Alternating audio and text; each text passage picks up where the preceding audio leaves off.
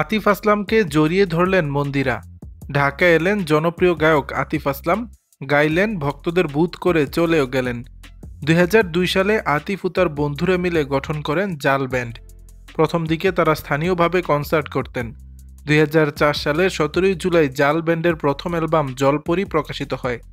ওই অ্যালবামে আতিফের গাওয়া আদাত গানটি ব্যাপক জনপ্রিয়তা পায়। এরপরে বলিউডে ক্যারিয়ার নতুন করে শুরু করে সেটা নিয়ে আর বলতে হয় না। শুক্রবার ঢাকা মাতালেন আতিফ আসলাম। এদিন তরুণ প্রজন্ম উন্মাদনায় মেতেছিলেন আতিফের।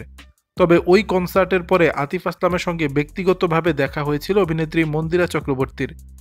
আতিফকে কাছে পেয়ে দারুণ উচ্ছ্বসিত হন কাজল রেখা অভিনেত্রী।